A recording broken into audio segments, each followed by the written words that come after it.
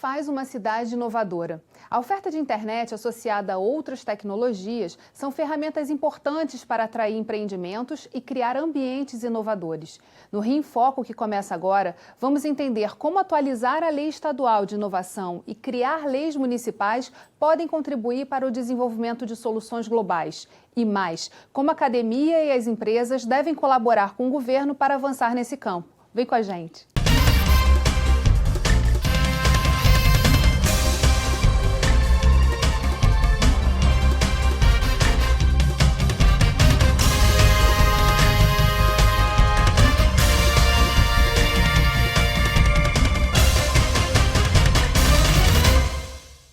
O Rio em Foco recebe o fundador do Parque Tecnológico da UFRJ, Maurício Guedes, e a coordenadora regional da Serrana 2 do Sebrae RJ, Cláudia Pacheco. Para o presidente da Amprotec, José Alberto Aranha, olhar a cidade como espaço de experimentação de novas tecnologias é um dos passos para encontrar soluções locais que podem atender a problemas mundiais. Na entrevista, ele explica de que forma isso acontece. Vamos ver. Uma das tendências hoje de desenvolvimento da inovação nos municípios é trabalhar o locus, que é a cidade, como sendo um laboratório de experimentação. Isto é, a cidade enxerga nos seus vários espaços públicos e privados como sendo locais de desenvolvimento e teste de produtos e serviços. Então, um hospital, uma escola, um cinema, qualquer atividade daquela comunidade pode ser vista como um desenvolvedor de novos produtos e serviços. A cidade, imaginando isso, pode testar esses produtos na sua própria comunidade. E esses produtos testados na comunidade certamente podem ser produtos globalizados, porque ele pode ir para qualquer lugar do mundo. Então, a cidade, de uma forma orgânica, está organizada para criar produtos e serviços mundiais. E aí ela tem uma identidade que é a marca da sua localidade. Isso em relação às cidades, mas o estado do Rio também tem um perfil diferente dos outros estados por concentrar muitos centros de inovação, de tecnologia, espalhados por todo o território. Como é que a gente alinha, né, essa característica do estado com as cidades que estão sediando esses centros e trabalhando nessa questão da inovação? Por um lado, o próprio Estado ele pode desempenhar um papel focado no ambiente de inovação, né, nas cidades, mas ele tem também um outro papel. A legislação estadual, as leis estaduais de inovação, elas têm que tratar, por exemplo, da questão das universidades estaduais, né? Assim como a lei federal, existe um capítulo que trata de questões trabalhistas, de como é que os pesquisadores das universidades, instituições de pesquisas ligadas à administração pública podem e devem ser estimulados a se relacionar com as empresas, né? O foco, e isso vale tanto para a lei federal, como estadual, como municipal também, tem que ser sempre no estímulo às conexões entre os atores que fazem a inovação. Existe um consenso hoje no mundo de que a inovação não é feita por uma empresa isoladamente, a inovação não é feita a partir da universidade, que gera conhecimento, a inovação é feita a partir de um ambiente e das conexões entre esses vários atores, que envolvem outros atores também, por exemplo, a indústria do capital de risco, né, investidores. Então, eu acho que o foco comum a todas essas leis, nos vários níveis da federação, tem que estar sempre voltado para as conexões entre os atores. No caso de Petrópolis especificamente, já está se discutindo uma lei municipal para a criação de ambientes de inovação. Como tem sido esse processo de conexão que o Maurício citou? Então, Petrópolis tem toda uma história, né? Ele já vem sendo conhecido por algumas ações ligadas à tecnologia. O que a gente tem tentado incrementar junto à sociedade, e aí a gente inclui principalmente as universidades e as faculdades locais, movimentos, por exemplo, ano passado a gente fez um evento que é o Hackathon, né? Juntando as startups e os alunos também.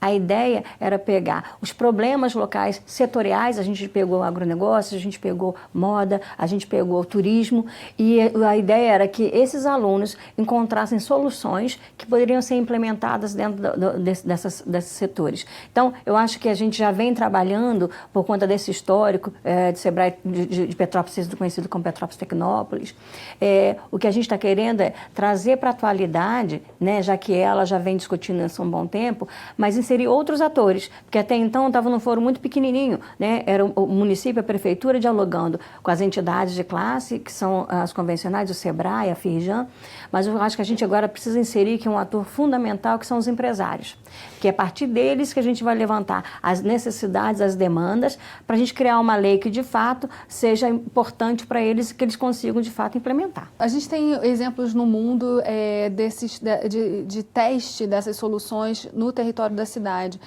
e outros estados também que têm trabalhado essa questão de criar um ecossistema em que as conexões aconteçam mais facilmente. Mas como é que a gente traduz o que é inovação? Porque para o público das universidades, para algumas empresas, esse já é um tema muito comum, já se está familiarizado com ele. Mas quando a gente vai para outros ambientes, as pessoas não sabem ainda traduzir a inovação em situações que possam ser próximas a ela. Então, como traduzir esse tema da inovação e mostrar a importância dele para a sociedade?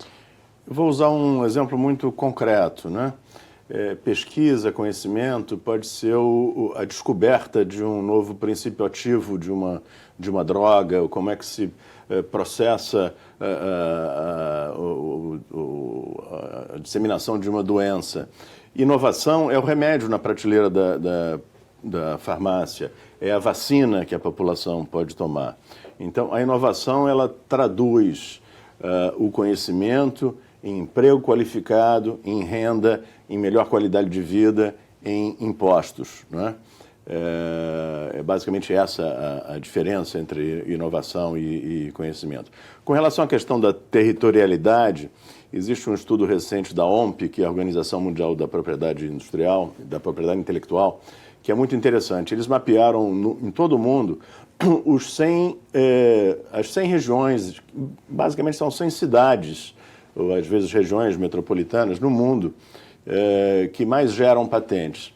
O que é surpreendente é que essas 100 cidades em todo o mundo geram 59% de todos os pedidos de patentes que transitam através do Acordo Internacional de Patentes. Quer dizer, é uma concentração enorme. O mais fértil deles, inclusive, não é nos Estados Unidos, como se poderia imaginar, mas é no Japão, na região de Tóquio. Então, a importância do território na geração da inovação é fundamental. Precisa ver o espaço construído para que isso aconteça de forma prática. As pessoas têm que conviver, os atores têm que conviver, né, e têm que encontrar um ambiente adequado para isso. No próximo bloco, nós vamos falar como a legislação pode ajudar nesse processo. Rio em Foco aqui, política e economia caminham juntas.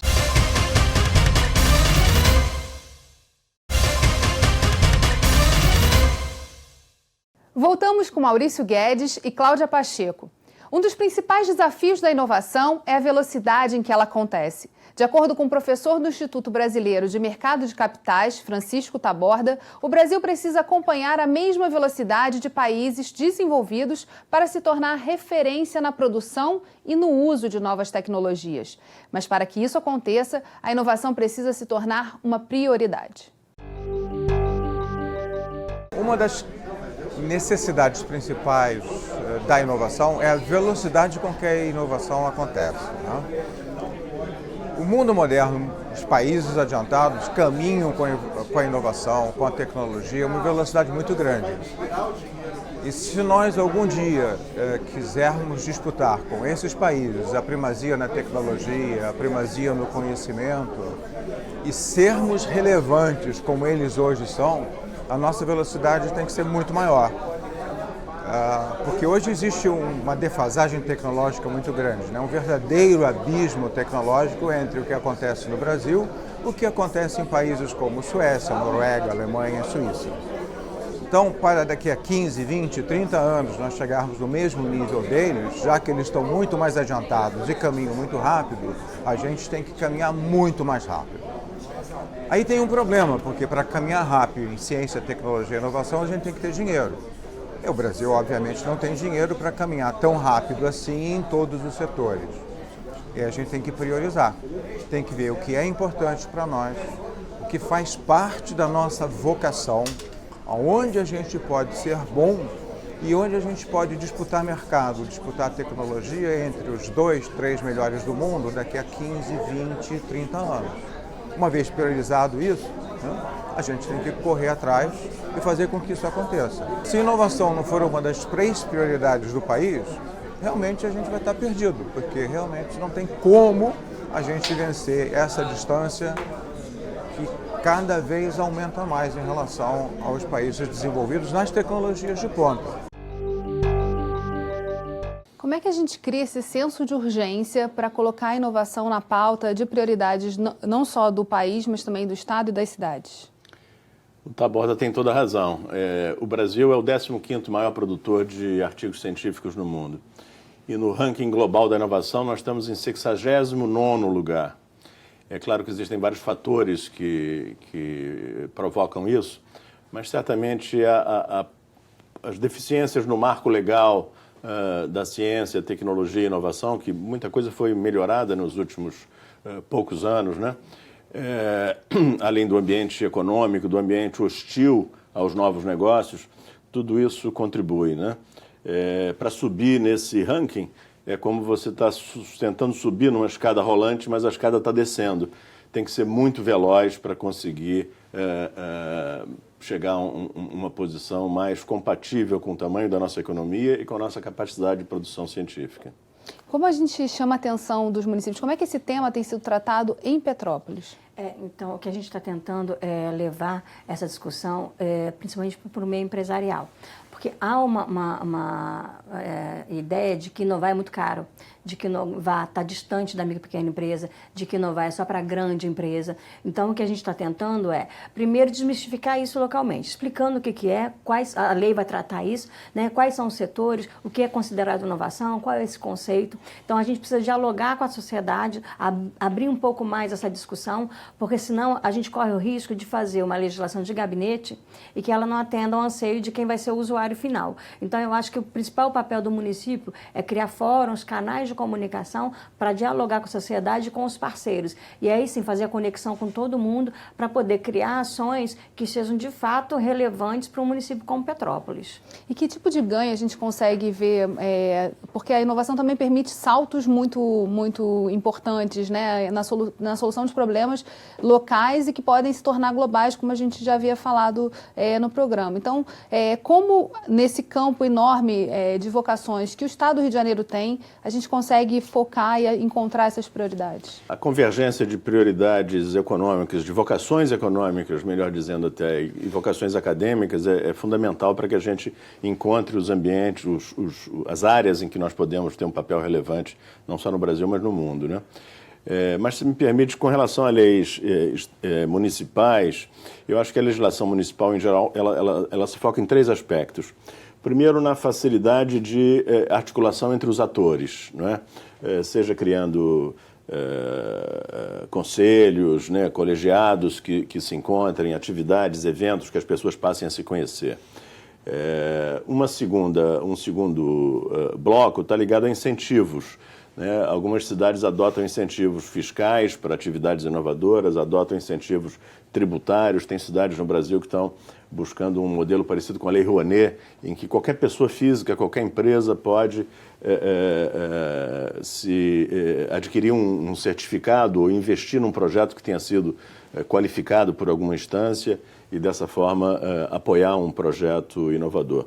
E o terceiro aspecto, que eu acho que é fundamental, é que a cidade, através da sua própria legislação e das suas próprias práticas administrativas, seja um ambiente de inovação, funcionando como um living lab, como o Aranha citou, mas tendo legislação amigável para a inovação.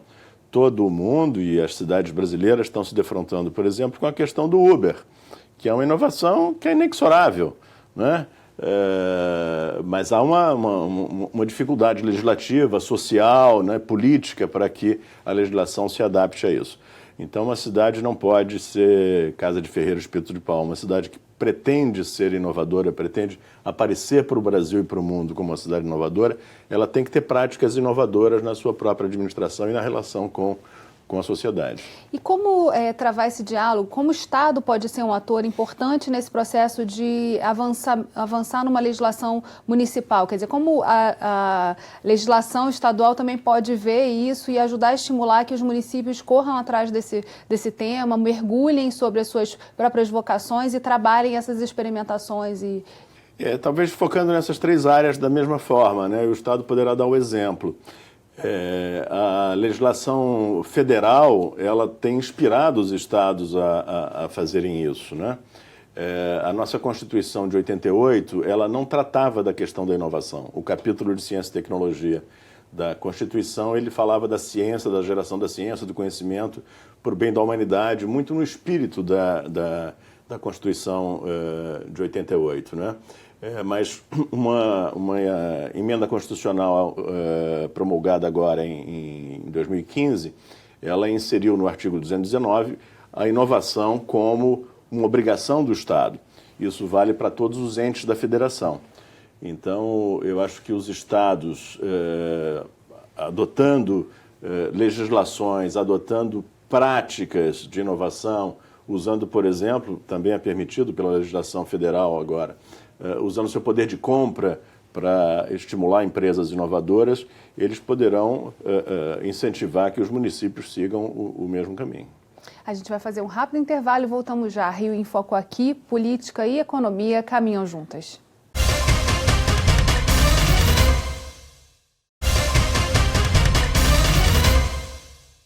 Antes, os distritos de inovação e os industriais eram instalados em locais distantes. Hoje, o que se observa em países que avançaram no campo da inovação é a aproximação desses espaços dos grandes centros urbanos. E o entendimento é o de que, para inovar, é preciso estar próximo da cidade ou dentro dela. Como é que isso acontece em Petrópolis? O Parque Industrial de Petrópolis ele está muito próximo do centro, né, do grande centro.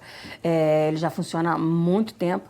O que eles têm são grupos de trabalho divididos entre os próprios empresários que estão levantando a necessidade do que eles precisam para o desenvolvimento. E aí tem rebatimento com a política pública, né, porque eles fazem essas agendas para discutir todos os problemas que tem do setor. E aí essa discussão vem para o nosso fórum, que aí está as academias, está o poder público, está as entidades para poder trabalhar a solução de forma integrada. Petrópolis já tem uma lei desde 6.018, desde 2003, que já fala um pouco sobre inovação. O que a gente vai fazer agora é aprimorar essa legislação e tentar criar um marco legal e que ela possa ser monitorada, que após a sua implementação a gente consiga de fato aferir os resultados e não, né, que mude de gestão para gestão e que essa lei seja mais uma lei de gaveta que não seja aproveitada. Então, eu acho que ter os empresários, o Parque Tecnológico participando, mas a sociedade, dá força para que essa lei seja perene e que ela não vire, né, uma legislação futura que seja subutilizada. No caso do Parque Tecnológico da UFRJ, a gente viu ele crescendo, né, e incorporando vários setores importantes para a economia do Estado do Rio. De que forma esse diálogo avançou e como a gente precisa fazer com que haja uma participação maior do poder público e das empresas nessa discussão sobre o que é inovação e como é que a gente avança nesse ponto? O Parque Tecnológico da UFRJ ele foi inaugurado em 2003, mas eu diria com muita tranquilidade que a história dele tem uns 50 anos. Ele começa com a criação da COP, a nossa escola de pós-graduação na UFRJ, que foi em 1963. 10 anos depois, o Centro de Pesquisas da Petrobras se instalou dentro de do campus da UFRJ. Imaginem a novidade que era naquela época, em pleno governo militar, né? O Centro de Pesquisas da Petrobras e de outras empresas ligadas ao Ministério de Minas e Energia também se instalar dentro de um campus universitário. Essa proximidade física entre o CEMPES e a Petrobras gerou milhares, vou repetir, milhares de contratos, de acordos de cooperação entre a universidade e a empresa e muitas conquistas internacionais de recordes mundiais na produção de petróleo em águas profundas, né? Então, isso faz parte do caldo no qual surge o Parque Tecnológico em 2003 e aí aproveitamos um momento de grande euforia com a indústria mundial do petróleo, né? Os preços muito altos, né? Que desabaram repentinamente, a descoberta do pré-sal, que foi a maior descoberta de reserva nas últimas décadas, e o parque, que já estava concebido e que já tínhamos essa percepção de que a área de petróleo seria uma das nossas principais vocações, ele surfou nessa onda e nós conseguimos atrair muitas empresas do setor petróleo. Mas o parque da UFRJ não é só petróleo, nós temos empresas de vários outros setores, centros de pesquisas de grandes empresas, como a GE, como a L'Oréal, como a Ambev, que inicia suas atividades agora esse ano. A Fiocruz vai instalar uma unidade dentro do parque tecnológico, então é um parque multissetorial, mas sempre atuando em áreas que sejam interseções entre a vocação acadêmica do Rio de Janeiro e a vocação econômica da nossa cidade e do nosso estado. E a expectativa, na verdade, assim, falando em termos mais gerais, assim, desse diálogo com a cidade, porque outros espaços de inovação têm surgido também no Porto, né, como uma expectativa aí de avançar nessa questão da conectividade. Outros espaços vêm se multiplicando pela cidade também nesse mesmo sentido. E, não por acaso, o Rio de Janeiro e Petrópolis vêm também discutindo a criação de um marco municipal. Então, como fazer com que esse diálogo seja mais incorporado ou mais perene também? É fundamental que todo esse processo de mudança legislativa seja feito através de um diálogo com a sociedade, né? É isso que dá legitimidade a esse possível novo marco legal. E ele não é suficiente, né? Os atores têm que estar mobilizados, interessados, têm que encontrar um ambiente fértil para que isso aconteça. A gente cita classicamente que o Brasil tem 3 grandes exemplos mundiais, né, na área da inovação tecnológica: o petróleo, que eu já mencionei, a agricultura, né, com a conquista do Cerrado, e também na indústria aeronáutica com o case da Embraer. Mas eu acho que essa cidade tem um caso de repercussão mundial, que não é exatamente inovação tecnológica, mas que é da indústria criativa, que também vale a pena beber um pouco dessa experiência. Final da década de 50 e década de 60, surgiu inicialmente em Copacabana, no Beco das Garrafas, a Bossa Nova. A Bossa Nova foi uma grande inovação na indústria criativa no mundo, não é? Projetou o nome do Rio de Janeiro e do Brasil para todo mundo, né? Depois se espalhou para Ipanema e se espalha para toda a cidade. Há uma identidade da Bossa Nova com o Rio de Janeiro. Então, voltando à sua pergunta, de fato é importante que se tenha distritos, o Porto Maravilha, a Ilha do Fundão, a Gávea, certamente é uma região que tem essas vocações, para falar do Rio de Janeiro, mas é importante que essa vocação, essa sensação e esse orgulho, essa percepção de que é importante a inovação para a qualidade de vida na cidade, seja apropriada por toda a sociedade. E aí, nesse ponto, a gente chega à própria legislação estadual. Há uma discussão ocorrendo, uma mobilização das entidades que compõem o Fórum de Desenvolvimento do Estado para discutir a atualização do marco estadual. Já existe em vigor uma lei que foi sancionada em 2008, e aí todo o trabalho que é feito em cima disso para justamente fazer com que a inovação aconteça, que seja possível para as instituições que aqui estão sediadas, as universidades, gerarem inovação e se relacionarem com as empresas. O que a gente precisa avançar nessa discussão do marco estadual? O que mudou em nível federal que precisa ser incorporado? Essa discussão a nível federal, ela tem uns 20 anos. Inicialmente se pensou que seria adequado criar um Código Nacional de Ciência e Tecnologia. Durante vários anos, isso começou no governo Fernando Henrique, no final do governo Fernando Henrique. Se pensou em criar um Código Nacional de Ciência e Tecnologia. O primeiro governo Lula trabalhou com essa possibilidade e, num dado momento, se chegou à conclusão de que o melhor caminho seria ter uma sequência de mudanças legislativas. A mais importante dela seria uma mudança na Constituição, que eu já mencionei, né? Que aconteceu em 2015, inserindo a promoção da inovação como um dever do Estado brasileiro, né? Coisa que não existia até então. Nós tivemos uma lei de inovação federal, um pouco anterior a isso, e nós tivemos uma nova mudança legislativa no ano passado, e há 2 meses atrás, em fevereiro de 2018, um decreto que regulamentou essa lei. E os estados vão um pouco que correndo atrás, adequando a sua Constituição, adequando a sua legislação e, da mesma forma, as cidades, não é? Então, é um processo de mudança, é um processo característico de um país em construção. Nós estamos trabalhando para que a coisa se modifique e a gente consiga subir aquela escada rolante que está descendo para melhorar a nossa posição no ranking. Em relação à cidade, existe um cronograma? Quais são os passos que estão sendo travados para esse marco legal começar a ser encaminhado ao Legislativo? Aquilo que eu falei, Petrópolis já tem uma lei datada de 2003, né, que fala de inovação. O que a gente está fazendo é uma leitura, né, de tudo que existe hoje de legislação no Brasil, no Estado, para que a gente consiga fazer uma lei a mais abrangente possível, pensando não só em quem está instalado em Petrópolis, mas quem virá a se instalar por conta desse motivo. A gente está pensando em incentivo fiscal, mas a gente está pensando justamente na questão de educação. Educar sobre esse conceito, criar novas agendas positivas com a temática de inovação e tentar aproximar esse conceito da sociedade. Essa lei está sendo construída a várias mãos. Eu acho que principalmente com a participação dos empresários e das universidades, que hoje a gente sabe que faz muita pesquisa e nem sempre essas pesquisas são utilizadas pelo mercado. Acaba virando uma pesquisa de gaveta mesmo. Então, o que a gente está querendo é aproximar isso e fazer a melhor legislação. Só que a gente entende que inovação ela tem que ser rápida, né? Uma lei não pode demorar muito para ser construída. Senão, quando ela for implementada, já precisa ser revista. Então, a gente está tentando agilizar isso e a ideia é que até o final desse ano a gente já tenha uma legislação mais contundente para Petrópolis. Bem, infelizmente, nosso programa chegou ao fim. Obrigada, Maurício, obrigada, Cláudia, e obrigada a você, telespectador. Você pode acompanhar a gente no nosso canal do YouTube. O endereço é esse que está aparecendo na sua tela. Assina lá.